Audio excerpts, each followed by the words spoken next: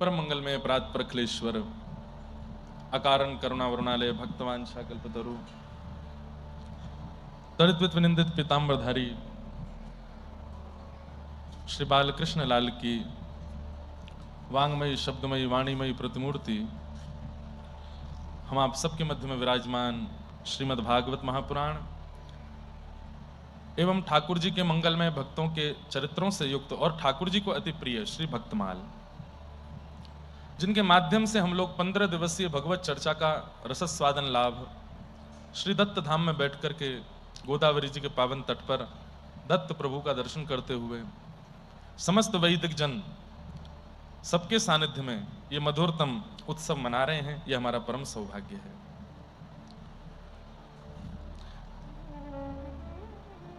पहले मास कथा हुई और मास कथा में स्वच्छंद ज्ञान की चर्चा, वैराग्य की चर्चा हुई।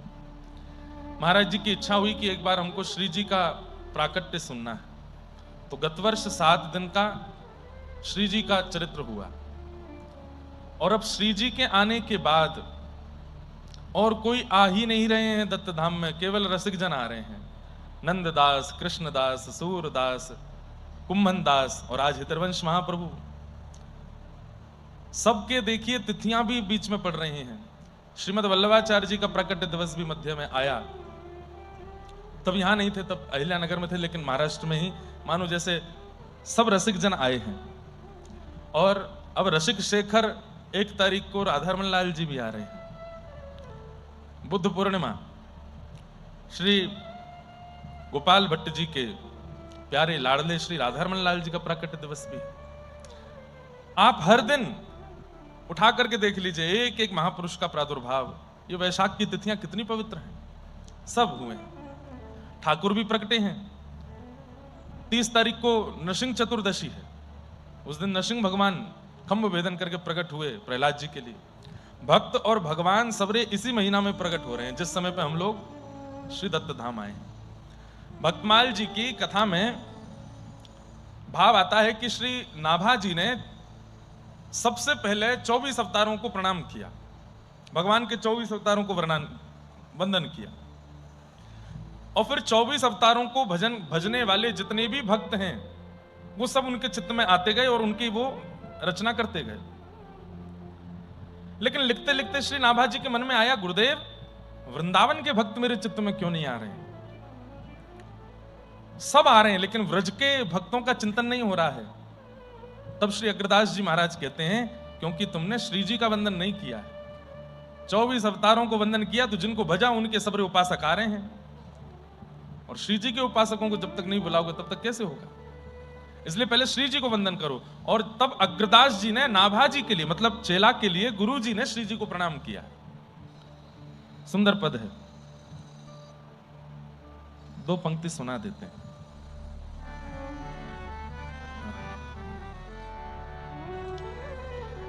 वंदौ श्री राधिका पद पद्म, वंदौ श्री राधिका परम कोमल शुभग शीतल, परम कोमल शुभग। अग्रदास जी गा रहे हैं, परम कोमल शुभग शीतल, परम कोमल शुभग, कृपायुत सुख कद्म, कृपायुत सुख कद्म, वंदौ श्री राधिका पद पद्म, वंदौ श्री राधिका।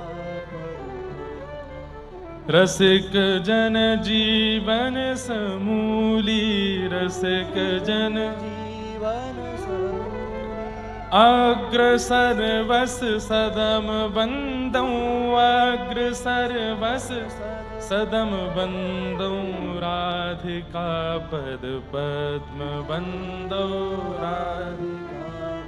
और जैसे अग्रदास जी ने श्री किशोरी जी को वंदन किया है, दूर बैठे नाभा जी जो भक्तमाल की रचना कर रहे थे, अचानक ही चित्त में किशोरी जी का प्रादुर्भाव हुआ और किशोरी जी के पीछे से 3 आचार्य आपके सन्मुख आए। सबसे पहले हितरवंश महाप्रभु, फिर स्वामी श्री हरदास जी महाराज और श्री हरिराम व्यास जी। ये गत वर्ष किशोरी जी का प्राकट्य दत्त धाम में हुआ है कथा के माध्यम से, इसलिए इस वर्ष सब रसिकों की चर्चा हो रही है। नहीं तो रसिक जन कहां जामे, कहीं ना जामे, जहां श्री जी ना वहां रसिक कैसे जा सके। इन सब रसिकों का आगमन यहां हो रहा है दत्त धाम में। कथा आपको लग रहा होगा कि हम कथा कह रहे हैं, शब्द सुना रहे हैं, केवल अक्षर बोल रहे हैं, नहीं, ये सब रसिकाचारी यहां आ रहे हैं। और आज तो बड़ी कृपा करके श्री गोदावरी जी भी आ गए। एक बात तो माननी पड़ेगी महाराज जी, आपके दत्त प्रभु की परंपरा में श्री चिंतामणि महाराज भी हैं। चिंतामणि मतलब जो चिंतन करो वो प्राप्त होता है। यहां पे मैंने देख लिया, जो चिंतन कर लेते हैं वो होता ही होता है। अब परसों हमने कह दिया कि भाई झूला का पद गा देते हैं, वर्षा हो चाहे नहीं हो, बरस ही गए। भले ही बादल नहीं थे आकाश में, लेकिन 4 बूंद गिरी, लेकिन गिर गई। और कल बरस रहे थे आकाश से मेघ। मन में तो आ रही थी, ठाकुर जी कितनी चीटिंग करते हो आप। तो ठाकुर जी कह रहे होंगे, बोले तेने कई बरसनो है, यो नहीं कही झमझम बरसो, बादल ही बादल रहे। अब कह देते हैं बादल कर दो खूब सारे, क्योंकि धूप रहती है तो दत्त धाम वाले बहुत मारते हैं छक्के, बादल होती है तो हमारे छक्के पड़ते हैं फिर। लेकिन अब तो कृपा हो गई है, महाराज जी वृंदावन को जिताने में लगे हैं और हम दत्त धाम को। कल भाई हाथ पांव दूख गए मेरे मारते मारते, फिर भी नहीं जीते। अब तो यही है कि जीत उसी की होगी जो आचार्य चरणों में होंगे। ताली बजा लो, रहनो तो मेरे संगी है जीवन भर। लेकिन ये आनंद है। रोज मैं जाकर के गोदावरी जी से प्रार्थना कर रहा था, हे गोदावरी जी इस बार ऐसा नहीं करना कि हम पूरी कथा करके निकल जाएं और आप आओ ही नहीं। आज सुबह स्नान करने गए, कल रात्रि महाराज जी ने सबको, यहाँ जितने भी वो म्युनिसिपालिटी वाले हैं, विधायक हैं, अब तो मुख्यमंत्री तक फोन किया, बोले कि गंगा जी को लाओ भाई। बोले महाराज जी आ जाएंगे आ जाएंगे। कल रात भी नहीं थी, सुबह गए, सुबह भी नहीं थे। हमने कहा गंगा जी पता नहीं हमसे क्या अपराध हो गया, आप आई नहीं। जब करने बैठे थे तो सोई विकास गुरु जी दौड़े दौड़े आए, महाराज जी गंगा जी आ गए। मैंने की बस एक माला रह गई करके तुरंत चल रहा हूं। एक माला करके दौड़ के गए, जाके सीधे कूदे। आप लोग थोड़ा ध्यान से, हाँ बहुत गहरी हो गई है, अब 2-4 लोग तो बुक आ गए हैं सुबह से। बहुत गहरी हो गई। मैं डूब गया था पूरा। मैं मतलब डूबने के बाद भी मेरे से कम 1 फीट ऊपर तक पानी था। तो इसलिए कई हमारे पंडित जी लोग हैं, बड़े बहुत बड़े 30 मार खां बनते हैं, एक ने तो मेरे को ही छील छाल दिया है। डूब रहे थे, नहीं संभले तो दे हाथ मारे। इसलिए कोने में ही नहाना, जिनको तैरना आता वही भीतर जाना।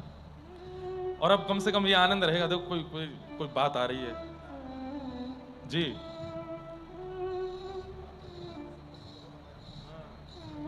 वाह वाह वाह वाह। अब सार्वजनिक तो नहीं बता रहा अभी मैं। कल रात में जब मैं सिड्डी पे बैठा था, आप में से कितने लोग बैठे थे, हाथ ऊपर करना। महाराज जी लगभग सबको पता है। अब वो लाइव में बोल दूंगा तो पूरी दुनिया को पता चल जाएगा, तो अभी वो नहीं बताता हूं। तो कल मैंने एक बात बताई थी ना, कितने दिन के लिए आ रहा हूं मैं। हाँ बस बोलो नहीं। उस संकल्प से प्रसन्न होकर के गंगा जी आई हैं, महाराज जी कह रहे हैं। बोले गंगा जी आ गई हैं और आकर के प्रसन्न होकर के बोले चल लाला तेरे ये संकल्प लियो तो चल। तो आनंद देखो, ये कितनी अच्छी बात महाराज जी ने बताई। और वो संकल्प पूरा होके रहेगा, चाहे जैसे भी हो के रहेगा। हम महाराज जी एक पंक्ति गाते हैं कभी कभी, आपके लिए और दत्त प्रभु के लिए गा दें। छोड़ेंगे हम ना दर तेरा, इकरार कर लिया, दिल में ना जाने सदगुरु क्या रंग भर दिया। तूने हाथ जिसका थामा, बंदा बना प्रभु का। तूने हाथ जिसका थामा, बंदा बना प्रभु का। जिस पर हुई तेरी नजर, समझो के तर गया वो। जिस पर हुई तेरी नजर, समझो के तर गया। बस महाराज जी की बड़ी कृपा है, दत्त प्रभु की इतनी कृपा है, इतना करुणा, इतना प्रेम दे रहे हैं कि बस मन करता नहीं यहां से जाने का। मन होता है कि दुनिया भर में जितनी कथाएं हो रही हैं सबको बोल दें हम यही कर रहे हैं कथा तुम्हारी, तुम यहीं आके सुन जाओ। लेकिन अभी ज्यादा उम्र भी नहीं है हमारी, छोटे से ही हैं, अभी थोड़ी भागदौड़ कर लेंगे तो युवाओं का उद्धार हो जाएगा। जगह जगह जाते हैं कथा करने, इतनी संख्या में युवा आते हैं तो बस लगता है इनके लिए जाना है, इनको सुनाना है, लेकिन अपने लिए भी तो कुछ करना है ना, इसलिए वो करेंगे, दत्त धाम में ही करेंगे और जल्दी करेंगे। गंगा मैया, महाराज जी कह रहे हैं गंगा मैया इसीलिए आई हैं कि तेने संकल्प लियो, मैं आ गई, अब तू संकल्प को पूरा कर। करेंगे जरूर। गिरधर लाल जी प्रार्थना करते हैं कि बहुत जल्दी वो संकल्प पूरा हो। और मैंने कल भी कहा था कि महाराज जी ने सामर्थ्य तो दे दी है, अब बस मेरे प्रयास की आवश्यकता है और वो प्रयास होगा, जरूर होगा। आज एकादशी का पावन दिन है और एक हम निवेदन छोटा सा कर दें। भारतवर्ष के समस्त संत वृंद आज श्री गौ सम्मान अभियान में लगे हैं। आज 27 अप्रैल को सब संत जन मिलकर के अपनी अपनी तहसीलों में आवेदन पत्र दे रहे हैं कि हमारी गौ माता को उचित सम्मान प्राप्त हो। हमारी प्रार्थना महाराज जी की सन्निधि में यहाँ पर जितने भी लोग हैं वे सब भी आवेदन पत्र तैयार करके और दत्त धाम से भी यहाँ की तहसील में पहुंचे। और उसमें कुछ करना नहीं है, बस हमको सरकार से मांग करनी है कि हमारी गोपाल की गैया, सबसे पहले तो गौ हत्या पूरे भारत में पूर्ण रूपेण प्रतिबंधित हो। किसी भी रूप में अब गौ तस्करी, गौ हत्या का नाम भी ना सुनने में आवे। वो तभी होगा जब गौ माता को उचित राष्ट्र माता का दर्जा मिले। जिस प्रकार राष्ट्र पक्षी है, राष्ट्र पशु है, ऐसे ही राष्ट्र माता यदि गौ बन गई तो उनके लिए नियम बन जाएगा। आप गऊ को फिर कहीं भी ऐसे नहीं ले जा सकते, उनके साथ दुर्व्यवहार नहीं कर सकते, वो राष्ट्र माता है। सब संतों ने बहुत दिनों से प्रयास किया, कृपात्री जी महाराज से ये अभियान चलता आया है, आज तक चल रहा है। तो कल हमने एक वीडियो भी जारी करके सब युवाओं से निवेदन किया कि आपने नाम जप शुरू कर दिया है, आपने गुरु दीक्षा ले ली है, आपने कथाओं में आना शुरू कर दिया है, राष्ट्र धरोहर अथवा राष्ट्र आधार का सम्मानित पद प्रदान करें। कोई भी एक पद दें, अलग अलग पद हैं, एक पद पर गौ माता को सम्मानित किया जाए। दूसरा, गौ सेवा हेतु केंद्रीय कानून लागू हो और केंद्रीय गौ सेवा मंत्रालय बने। एक मंत्रालय का गठन हो जहां पे गौ माता के लिए ही सब एक मंत्री हो, इसी के ही, जो गौ माता के संवर्धन के लिए कार्य करें, जिससे संपूर्ण भारतवर्ष में समान रूप से देसी गौवंश की सेवा हो सके। और एक बोर्ड बने जिसका नाम हो गोचर बोर्ड, जहां चारा सुरक्षा नीति तय हो। जिस प्रकार हम आप सब लोगों के लिए अन्न की व्यवस्था सरकार रखती है, अगर कल को दुर्भिक्ष भी हो जाए तो भी हम भूखे नहीं रहेंगे, हमारे लिए व्यवस्था है। लेकिन गैया के लिए ऐसा कुछ नहीं है। अगर बारिश हो जाती है, फसल खराब हो जाती है, किसी भी प्रकार से चारे में पानी चला जाता है, तो गैयाओं के लिए कोई भोजन नहीं होता। तो इसलिए गोचर बोर्ड बने जहां पर गायों के लिए चारा सुरक्षा नीति तय हो, गौ आराधित कृषि सुनिश्चित हो, खेती भी गौ आराधित हो, जहां पर किसी भी प्रकार के औषधि का प्रयोग ना करके केवल गौ मूत्र, गौ गोबर आदि आदि से गौ कृषि हो। ये सब सरकार चाहे तो हो सकता है। वेद लक्षणा गौवंश से प्राप्त पंचगव्य उत्पादों का निर्माण एवं वितरण बने। ये 4 सूत्र हैं जिनको लेकर के गौ सम्मान अभियान हो रहा है। हम लोग भी आज पूज्य महाराज जी के संग इस अभियान में सहभागिता व्यक्त करेंगे। पूज्य मलुकपीठ वाले महाराज जी का हमको आज्ञा हुई कि आपको इस अभियान में जरूर दत्त धाम से भी सबसे प्रार्थना करनी है। मैंने कहा महाराज जी सिर के बल प्रार्थना करेंगे। तो आज इतने सारे लोग यहाँ जुड़े हैं और जो लोग भी लाइव देख रहे हैं, कुछ जाएगा नहीं आपका, केवल एक पत्र लिख करके उसमें उचित गौ माता के लिए जो आपके भाव हैं अपनी तहसील में जाकर के जमा कीजिए। इसके पश्चात हम 3 महीने तक प्रतीक्षा करेंगे। तो अप्रैल अभी चल रहा है, मई, जून, जुलाई, 27 जुलाई को अगर सरकार की तरफ से कोई 3 महीने के अंदर इस पर प्रक्रिया नहीं होती है तो फिर सब संतजन, किसी भी प्रकार का कोई अनशन नहीं होगा, किसी भी प्रकार का कोई और जो लोग करते हैं हड़ताल आदि, ये सब कुछ नहीं होगा। बहुत प्रेमपूर्ण, हम सब वैष्णव हैं, हम लोगों को ज्यादा लड़ाई झगड़े में सुख नहीं मिलता। उसके बाद एक और गति होगी, फिर उसके बाद अपने राष्ट्रीय स्तर पर भी उसका किया जाएगा, प्रधानमंत्री आवास पर पत्र भेजे जाएंगे। उसके बाद फिर 3 महीना प्रतीक्षा की जाएगी, तब भी उत्तर नहीं मिलेगा तो फिर राष्ट्रपति को खटकाया जाएगा। हम केवल पत्र लिख लिख करके भेजेंगे और केवल प्रतीक्षा करेंगे। आप सब जितनी संख्या में पत्र वहां पर आवेदन करेंगे और इस भाव को प्रस्तुत करेंगे तो सरकार सोच में पड़ेगी कि भाई इतनी संख्या में लोग चाहते हैं कि ये हो तो वो होगा। इसलिए आज एक बार सब लोग अपने अपने घरों पर भी फोन कर दीजिए और एक पत्र वहां भिजवाइए। इसके लिए और अधिक जानकारी के लिए आप लोग इंटरनेट पर इसके जो गौ सम्मान आह्वान अभियान ऐसा डाल करके इसकी पूरी जानकारी ले सकते हैं। वहां पर कुछ नंबर वगैरह भी हैं, उन पर आप मिस कॉल करके वहां से व्हाट्सएप पर जुड़ के आगे की सब गतिविधियों से जुड़ सकते हैं। ठाकुर जी ऐसी कृपा करें कि इस साल की जन्माष्टमी आवे उससे पहले पहले ठाकुर जी की प्यारी गौ माता राष्ट्र माता बने, ऐसी प्रार्थना है। हम सब श्री दत्त प्रभु को प्रणाम करते हुए उनके पीछे ही विराजमान हैं गैया मैया, और श्री दत्त प्रभु से भी प्रार्थना करें गोदावरी जी में आज एक गोते भी लगावें, पर ये आवेदन जरूर पहुंचाना है और उसमें निश्चित ये भाव रखना है कि हमारा आवेदन पहुंचे। जितनी संख्या में आवेदन पहुंचेंगे सरकार को उतना भार पड़ेगा इस कार्य को करने के लिए, और ये कार्य हो जाए तो हमारी पीढ़ियों के जो संत हैं करपात्री जी महाराज आदि आदि सब संत कितने प्रसन्न होंगे हमारे इस भाव से। तो आज एकादशी के पावन अवसर पर यह शुभ कर्म करना है, गौ माता के लिए एक रक्षा का भाव जागृत करना है। आप सब लोग सोशल प्लेटफॉर्म्स यूज करते हैं, व्हाट्सएप पर, फेसबुक पर, इंस्टाग्राम पर, जहां पर भी आप सब लोग हैं सब जगह डालिए, एक वीडियो बना करके डालिए एक, और उसमें सब अपने राष्ट्रीय सरकार को, अपने प्रांत की सरकार को टैग करिए और उनसे प्रार्थना कीजिए बड़े प्रेम भाव से, रोष में भर के नहीं, प्रेम भाव से कि हमारी गौ माता को राष्ट्र माता बनाओ। ऐसा आप सबको करना है आज और जरूर करिएगा, ऐसी हमारी प्रार्थना है। अवधूत चिंतन श्री गुरुदेव दत्त।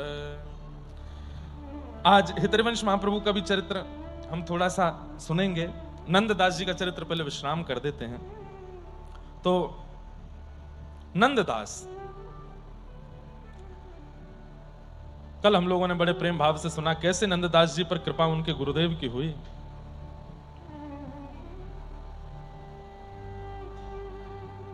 अब तो श्री नंददास जी की स्थिति यह हो गई कि गोकुल में बस बैठे ही रहते हैं और जैसे कपाट खुलते हैं श्री नवनीत प्रियालाल जी का मधुर दर्शन करते हैं।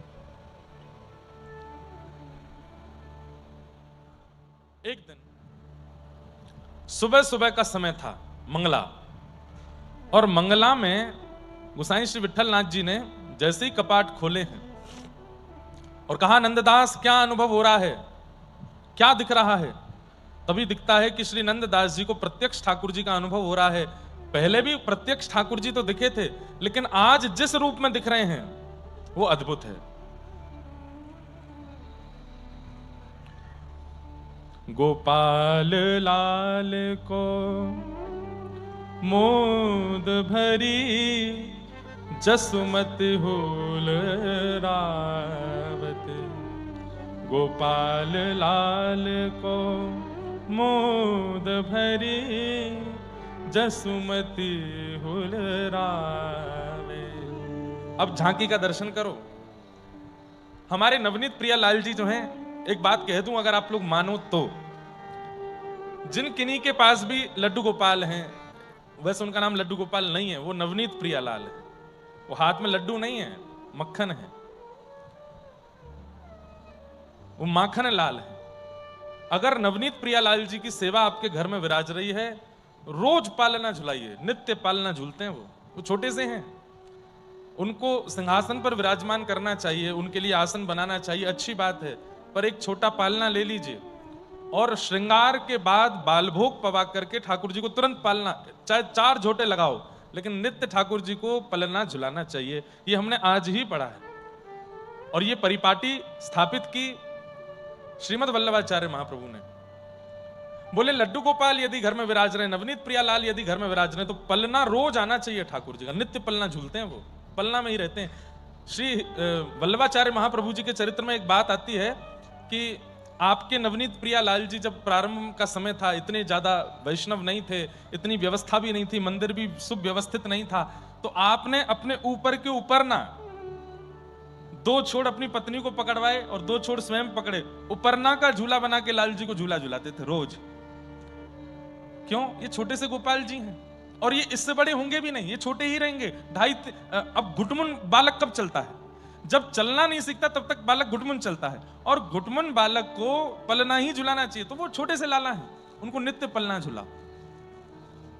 तो जिनके घर भी लड्डू गोपाल विराज रहे हैं, आज हम इस बात को आपसे निवेदन करके कहते हैं, एक पलना ले आइए, रात्रि में शयन बिस्तर पर कराओ, सेज पर कराओ, सुबह श्रृंगार गोद में बैठा के करो, बाल भोग आसन पर बैठा के करा दो, पर बाल भोग के बाद फिर लाल जी को पलना में बिठाओ और उसके बाद थोड़ी देर पलना झुलाओ, ठाकुर जी को पलना झुलाओ। जैसे एक छोटे से लाला की सेवा होती वैसे तो नवनीत प्रिया लाल जी आज भी पलना झूलते हैं। श्रीनाथ जी में नित्य पलना आता है ठाकुर जी का।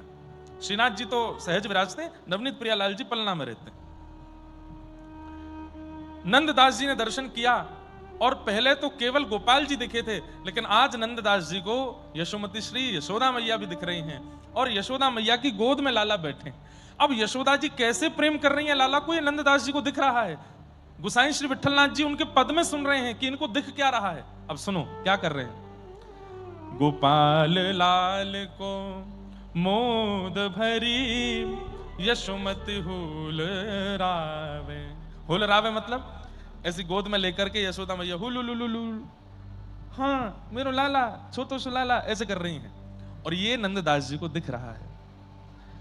मुख चुंबती देखत सुंदर तन, मुख चुंबती देखत सुंदर तन, आनंद भर भर गावती, आनंद भर भर गावती। एक बात मैं कहूं, अपने ठाकुर जी से कोई भी निजी, जो आप अभी सुन रहे हैं यशोदा मैया जी की स्थिति, जगत के सामने ऐसा कभी नहीं करना। एकांत में आपके लाल जी आपके हैं, वहां आप कुछ करो भी तो कुछ किसी को दिख नहीं रहा है, पर अगर एक व्यक्ति भी आपके अलावा कोई सामने है तो अपने ठाकुर जी के साथ में ज्यादा कुछ लीला मत करो।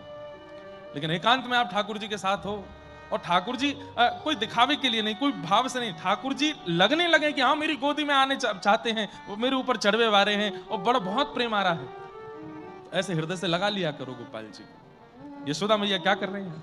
मुख चुंबती देखत सुंदर तन, मुख चुंबती आनंद भर भर गावती, आनंद भर भर गावती। कभी इस कंधे पर, कभी इस कंधे पर, कभी इस गोद में, कभी इस गोद में लाला को बदल बदल करके सुख दे रही हैं यशोदा मैया। और मंगला में सबको केवल नवनीत प्रियालाल दिख रहे हैं और श्री नंददास जी को यह दृश्य दिख रहा है। कबहू पलना मेल झुलावत, कबहू पलना मेल झुलावत, कबहू स्तन पान करावती, कबहू स्तन पान करावती। कभी कभी यशोदा मैया पलना झुलाने लगती है, झूलते हुए पलना में ठाकुर जी उठ बैठते हैं और पलना के कोने में आकर के मैया के वक्ष का स्पर्श करते हैं, मानो मैया से कहते हैं मुझे दूध पिलाओ। तो नंददास जी देख रहे हैं, झूलते झूलते लाला को ऐसे उठा करके मैया अपना पयोधर पान कराती है और श्री ठाकुर जी प्रेम मुदित होकर के मैया का स्तन पान कर रहे हैं। नंददास प्रभु गिरिवर धर को, नंददास प्रभु गिरिवर धर ओ, नंददास प्रभु गिरिवर धर को, नंददास प्रभु गिरिवर धर ए निरख निरख सुख पावत, ओ निरख निरख सुख पावत। गोपाल लाल को मोद भरी, गोपाल लाल को मोद भरी, यशोमती हुल रावत, यशोमती हुल रावत।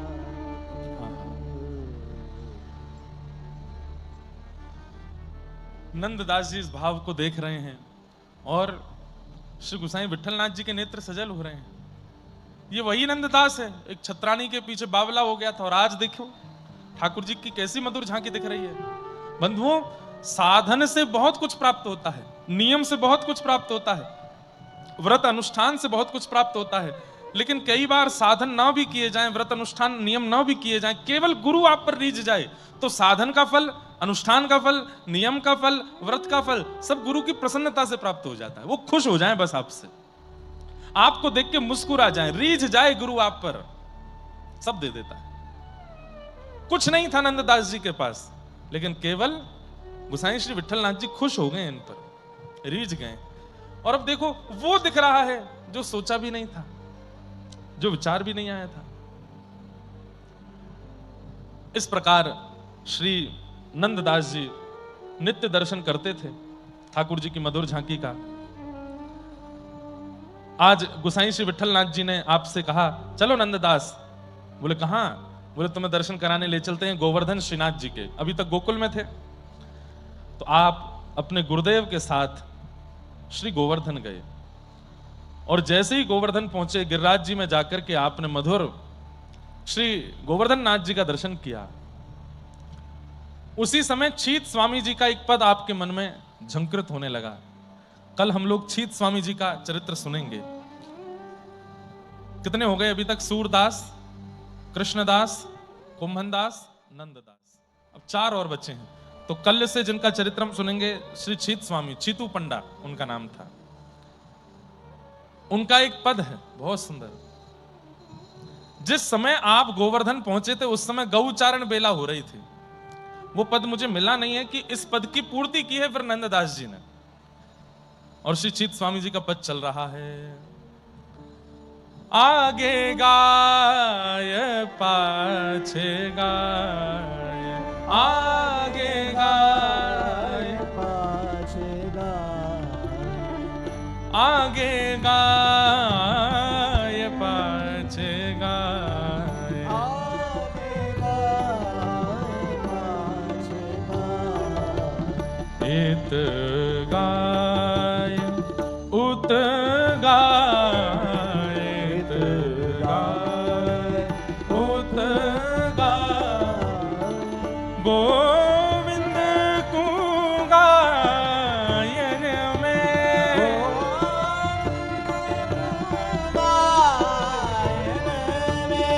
बसी वो ही भावे, बसी वो ही।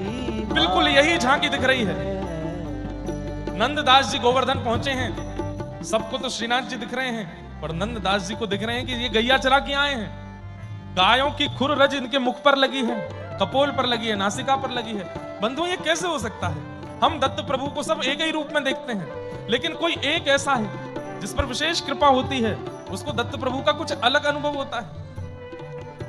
कल भी गुरुजी बता रहे थे कि हम, जैसे महाराज जी आप बता रहे थे गिरधर लाल जी बदल गए, जब आए थे तब पतले थे, मोटे। बोले हमारे दत्त प्रभु भी कभी कभी लगता है इनका पेट खूब भर गया, कभी कभी लगता है ये थोड़े तगड़े हो गए, कभी कभी सुस्त लगते हैं, कभी कभी प्रसन्न लगते हैं। और जो भागवत जी के सन्मुख विराजमान दत्त प्रभु की झांकी है, इनमें भी, इनके तो मैं भी अनुभव करता हूँ कथा सुनते सुनते। कभी कभी तो ये ऐसे नेत्र ऐसे हैं इनके धीमे धीमे खुले हुए, कभी कभी कथा बड़ी रोचक चलती है तो इनके नेत्र खुल जाते हैं, ऐसे बैठ के सुनते हैं पूरी। कभी कभी अनुभव होता है इनमें भी। प्रेम रस जब चित्त में भर जाता है ना बंधुओं, तब ठाकुर जी होते वही हैं पर आपको अलग अनुभव होने लगता है।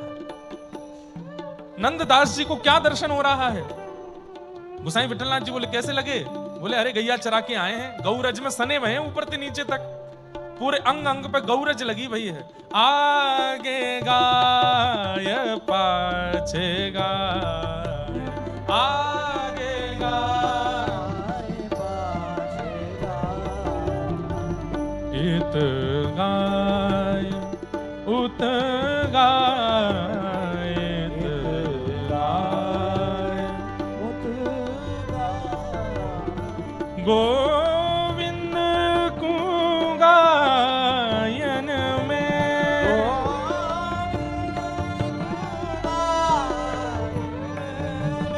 बसी वो ही भावे, बसी वो ही भावे, गायन सो ब्रज छायो,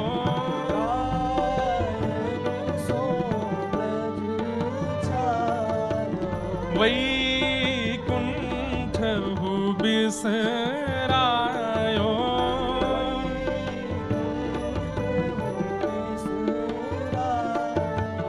गा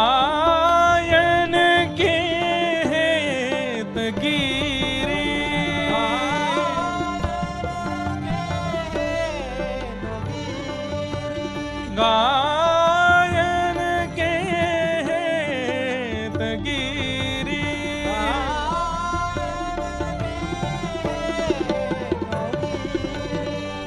कर ले उठायो कर ले हे आगे गाय पाछे गाय आगे गाय पाछे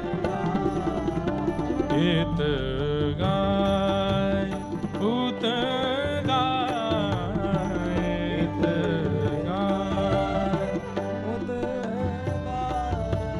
गोविंद को गायन में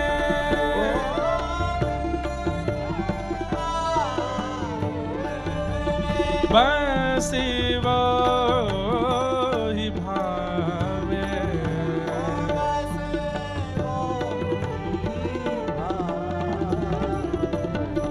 छीत स्वामी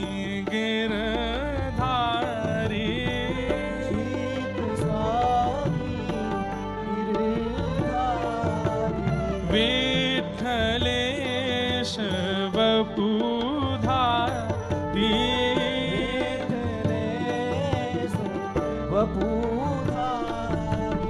वारिया को भेष धरे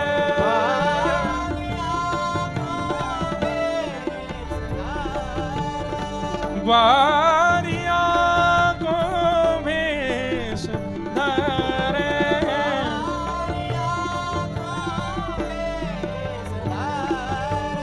गायन में आवे गायन हे आगे गाय पाछे गाय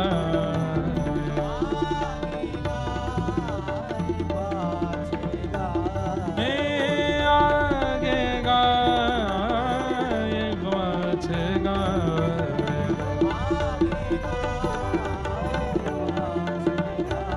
हे आगे गाय हे आगे गाय हे आगे गाय पाछे गाय।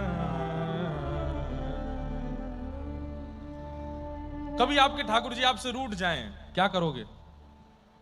अपने घर के पास की सुंदर शुद्ध देशी गैया जहां पर हो ऐसी गौशाला में ले जाओ और लालजू गैया के बीच में जाके बैठा है तो और 2-2.5 घंटा वहीं बैठे रहने दो ठाकुर जी को। इतने राजी हो जाएंगे आपसे, इतने खुश।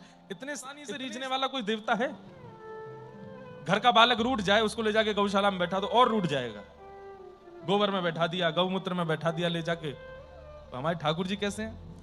56 भोग मत पवाओ, कुछ और मत खवाओ, बस वो गैयाओं को देखने में उनको इतना अच्छा लगता है। गैया रमाती हैं, गैया चारा चरती हैं, गैया गौमूत्र करती हैं, गैया गोबर करती हैं, गैया अपने ऐसे सींग हिलाती हैं, गले की घंटी बजती है। ठाकुर जी को इतना सुख मिलता है उसमें। कभी अगर लगे कि आपके घर के लाला आपसे रूठ गए, गौशाला ले जाओ और गैयान के बीच में बैठा दो, रहो राजी यहीं पे। और ज्यादा प्रसन्न करना हो, ठाकुर जी गोद में लो और उनके हाथ से छुपा के गैयाओं को बढ़िया बढ़िया सब्जी पवाओ, गैयाओं को गुड़ खवाओ, गैयान को खूब आनंद करा दो। ठाकुर जी सबसे राजी हो जाते हैं, इतने खुश हो जाते हैं। बस फिर महीना 1.5 महीना में लेके जाते रहना। उनकी सबसे बढ़िया पिकनिक ही वही है कि गौशाला ले चलो हमको, गैया दिखा लाओ। गौ देखना बहुत प्रिय। नंददास जी ने जब श्रीनाथ जी के दर्शन किए तो गौ चारण का दर्शन हुआ कि अभी गैया चरा के आए हैं। मुखमंडल पर पूरी रज लगी है। एकमात्र अष्ट सखाओं में श्री नंददास जी ऐसे हैं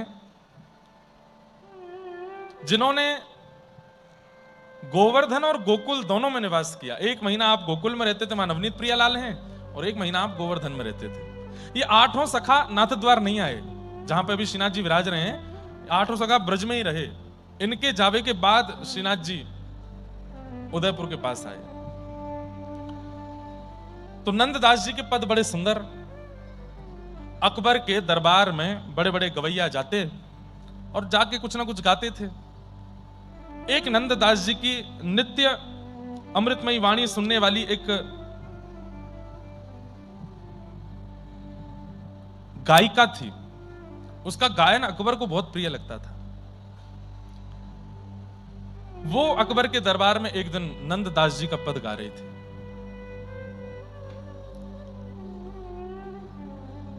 रास का पद है, अंत में सुनाऊंगा। तो नंददास जी का वो पद गा रही थी, तो अकबर केवल पद नहीं सुनता था, राग रागनी सुर नहीं सुनता था, वो पद में बोली गई बातें भी सुनता था।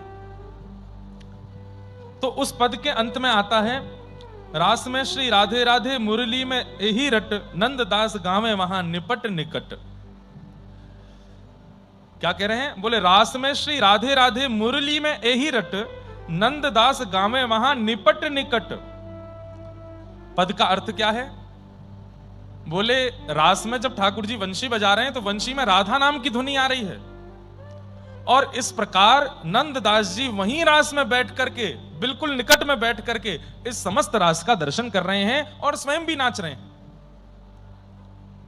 अकबर ने तुरंत बीरबल को बुलाया। तानसेन कहां है? बोले बुलाते हैं। बोले बुलवाओ। बोले पद में क्या लिखा है? बोले इस पद में लिखा है कि ऐसे ऐसे ठाकुर जी वंशी बजा रहे हैं और उसमें राधा नाम प्रकट हो रहा है, और नंददास गावे तहां निपट निकट। नंददास वहां निकट में बैठ करके गा रहे हैं। बोले कुछ भी बोलते हैं, कुछ भी लिख रहे हैं, कैसे हो सकता है? ये 5000 साल पुरानी लीला है और इसमें नंददास कहां से पहुंच गए वहां पे? कवि को वास्तविकता लिखनी चाहिए, झूठ नहीं लिखना चाहिए। तो जो गायिका थी उसने कहा, मेरे गुरुदेव नंददास रास देख रहे थे तभी उन्होंने गाया है, वो ऐसे नहीं बोलते हैं। अकबर ने कहा अच्छा, इनको बंदी बनाओ और नंददास जी को दरबार में बुलवाओ। नंददास जी महाराज के पास जाकर के तानसेन बीरबल दोनों ने निवेदन किया कि अकबर ने आपको बुलाया है, थोड़े क्रोध में हैं आप, चलो। बोले क्यों क्रोध में है? बता दिया, ये वाला पद सुना दिया और इस पद में आपने ये कहा है, तो हंसने लगे। बोले वो रहस्य जानना चाहते हैं कि आपने ऐसा क्यों लिखा। आप तो अभी के हो और रास तो बहुत साल पहले हो गया था ठाकुर जी का, 5000 साल पहले द्वापर में हुआ था। आप वहां जब थे ही नहीं, तो आपने ये क्यों लिखा कि आप निपट निकट निकट बैठे हो? नंददास जी बोले गोपनीय लीला है, सबको नहीं सुनानी चाहिए। अब देखो इस कथा से क्या, ये अंत है। नंददास जी इसके बाद भगवत धाम प्रस्थान कर जाएंगे। बहुत रचनाएं हैं नंददास जी के, कई पद ऐसे हैं वो सबको समझ में आने वाले नहीं। रस के पद बहुत ज्यादा हैं, रस के, रास के, श्रृंगार के बहुत पद हैं। नंददास जी की इस कथा से क्या सीखेंगे कि आपको यदि कुछ अनुभव होता है ठाकुर जी की लीला में, किसी को बताओ मत। स्वप्न अनुभव होता है, लीला अनुभव होता है, भाव अनुभव होता है। हाँ, हम व्यास हैं, हमारा तो काम ही यही है कि अनुभव आपको बताना, ताकि आपके चित्त में विश्वास प्रगाढ़ हो, पर आप मत बताना। इसका हम भुगतान करते हैं। एक अनुभव बताने पर 2 महीने तक, 2.5 महीने तक कोई अनुभव नहीं होता। रस बतावे से रस घटे, ये नियम है रस रीति का। ये नियम है कि रस बताने से रस घटता है। आपके साथ दत्त प्रभु ने कुछ लीला की और आपने बता दिया, होगी नहीं फिर लीला, 6 महीने तो भूल जाओ, ठाकुर जी नहीं आएंगे। प्रचार से बहुत बचते हैं। अपने भक्त के साथ क्या कर रहे हैं इसका प्रचार भले ही बाद में हो जाए, लेकिन वो भक्त स्वयं प्रचारित करे, ठाकुर जी को अच्छा नहीं लगता। प्रेम प्रचार का विषय नहीं है, प्रेम गुप्त रखने का विषय है। अब नंददास जी से अकबर पूछना चाह रहा है कि आपने क्यों लिखा निपट निकट। नंददास जी बोले क्यों बताऊं मैं? बीरबल तानसेन बोले कि आप चलो अकबर के पास। बोले हम पे समय नहीं है, हमको कुछ चाहिए नहीं, हम जाएंगे भी नहीं। तब बीरबल ने कहा आप नहीं जाओगे तो वो आ जाएंगे यहां पर, अकबर है उनका नाम। तब अंत में नंददास जी बोले ठीक है हम चलते हैं। नंददास जी पहुंचे और जैसे ही वहां पहुंचे हैं, अकबर ने कहा आप क्या गाते हैं पद में, एक बार आपके मुख से सुनना है। तब नंददास जी गा रहे हैं, देखो देखो री नागर नट, निर्तत कालिंदी तट। देखो री नागर नट, निर्तत कालिंदी तट। देखो री नागर नट। ये अंतिम पद है नंददास जी का, रास का पद है। अंतिम पद है नंददास जी का, सब लोग गाइएगा। देखो देखो रे नागर नट निरतत कालिंदी तट, देखो रे नागर नट। हाँ गोपिन के मध्य राज मुकुट लकट, हाँ गोपिन के मध्य राजे हाँ गोपिन के मध्य राजे मुकुट की लकट, हाँ गोपिन के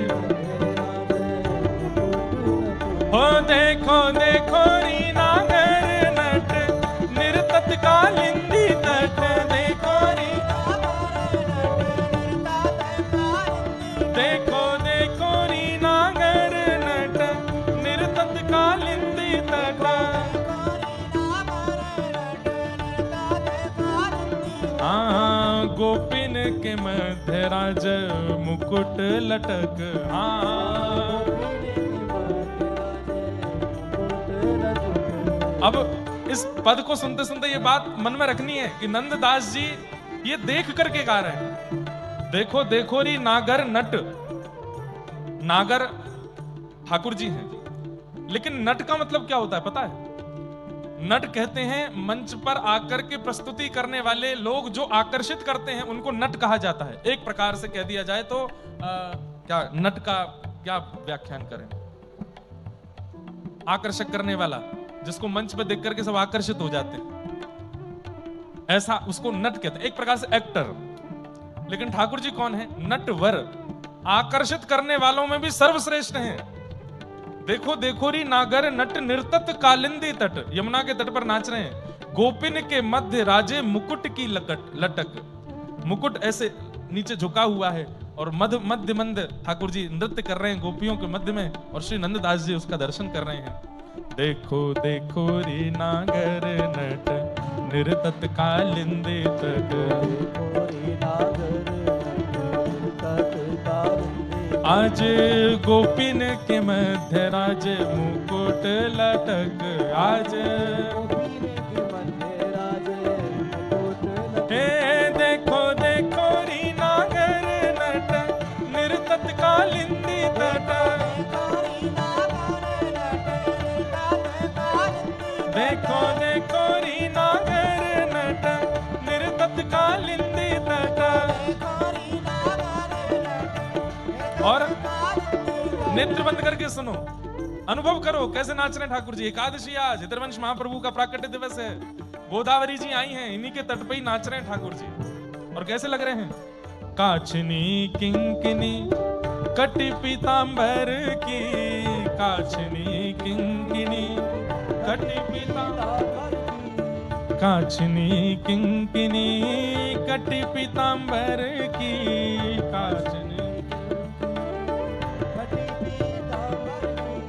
चटक कुंडल किरण मानो रवि रथ, चटक कुंडल मानो किरण रवि रथ, हाँ चटक कुंडल किरण मानो रवि रथ, हो चटक कुंडल मानो रवि को। देखो देखो री नागर नट निरतत कालिंदी तट, देखो री हाँ गोपिन के मध्य राजे मुकुट लटक, हो हे देखो देखो री नागर नट निरतत कालिंदी तट। क्या कह रहे हैं? काछनी किंकिनी कटी पीतांबर की चटक, ऐसी पीतांबरी काच करके आए हैं, उसमें छोटी छोटी किंकिनियां लगी हैं, मतलब वो आवाज आ रही है उनमें से, छोटी छोटी घंटियां, छोटी घंटियां नहीं है, कुछ घुंघरू जैसे लगे हैं पीतांबरी में। जब जब ठाकुर जी नृत्य कर रहे हैं तो छम छम छम पूरी पीतांबरी से आवाज आ रही है, और वो काई की है? सोने की हैं। और चटक कुंडल किरण मानो रवि रथ की अटक, बोले कानों का कुंडल जब चमक रहा है तो ऐसा लग रहा है कि मानो रवि यानी कि सूर्य उनका रथ रुक गया हो। कानों की सुंदर जो कुंडल हैं उनकी चमक ऐसी है कि रवि का रथ भी रुक रहा है, और वो भी संकोच में आ रहे हैं कि सूर्य तो मैं हूं, लेकिन ये दो दो कुंडलों की चमक से ऐसा क्यों लग रहा है कि दो सूर्य पृथ्वी पर हैं? अरे सूर्य नहीं है, ये श्याम सुंदर के कानन के मधुर कुंडल हैं, जिनकी चमक से सूर्य भी लज्जित हो रहा है। देखो देखो रीना गर नट निर्तत कालिंदी तट,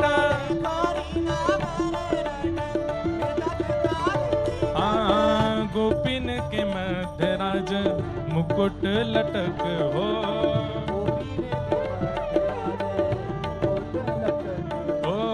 गोपिन के मध्य राज मुकुट लटक। ए देखो देखो रीना गर नट निर्तत कालिंदी तट,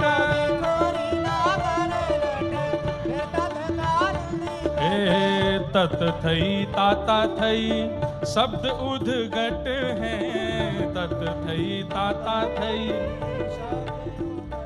कैसे गवेगा? तत थई ताता थई कैसे बजेगा? हाँ बजाओ। तत थई ताता थई, तत थई ताता थई, तत थई ताता थई शब्द उद्घट हैं, शब्द थई ताता थई शब्द उद्घट हैं। हाँ उरप तिरप गति लित मान पद की, उरप तिरप गति लित। आहा, नंददास जी कह रहे हैं तत थई ताता थई शब्द उद्घट, उरप तिरप गति लेत मान पद की पटक। कैसे नाच रहे हैं ठाकुर जी? बोले ताल को ठाकुर जी नहीं पकड़ रहे हैं, बोले ठाकुर जी के चरण की जो गति है उसको ताल पकड़ रही है। और कभी यहां हो जाते हैं, कभी इधर आ जाते हैं, कभी इधर नृत्य करते हैं, कभी उधर जाते हैं। ऐसी मनोहर छवि है ठाकुर जी की। हे तत थई ताता थई शब्द उद्घट हैं, तत थई ताता थई शब्द उद्घट हैं। हे तिरप गति मान पद पटक, उरप तिरप गति। हे देखो देखो रीना गर नट निर्तत कालिंदी तट, देखो रीना गर नट निर्तत कालिंदी, देखो देखो रीना गर नट निर्तत कालिंदी तट, देखो रीना गर नट निर्तत कालिंदी। हे गोपिन के मध्य राज मुकुट लटक हो,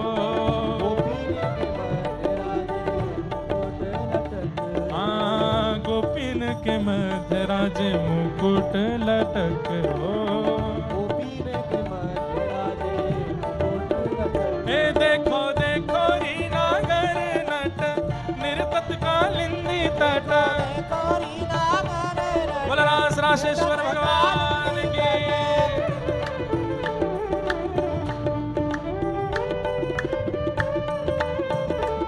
बोला रास बिहारी लाल की।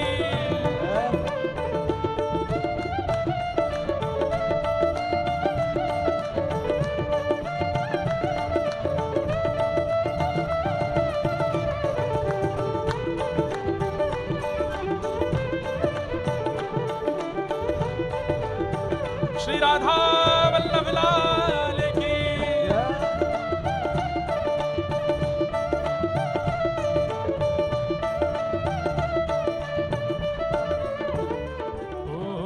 रास में श्री राधे राधे मुरली में एही रट, रास में राधे राधे मुरली में, रास में श्री राधे राधे मुरली में एही रट, रास में श्री राधे राधे मुरली में।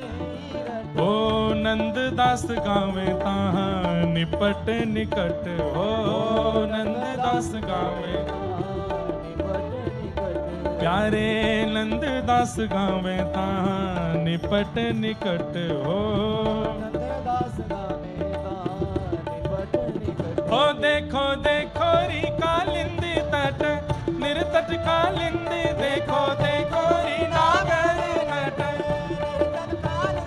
देखो देखो री नागर नट निर्तट कालिंदी तट,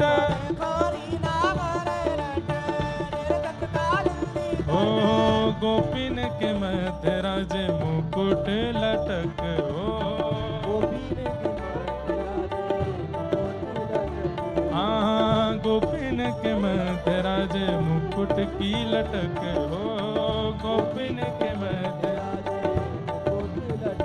देखो देखो रीनागर नट निर्तत कालिंदी तट, देखो देखो रीनागर नट निर्तत कालिंदी तट, देखो देखो देखो रीनागर नट निर्तत कालिंदी तट, देखो देखो देखो रीनागर नट निर्तत कालिंदी तट।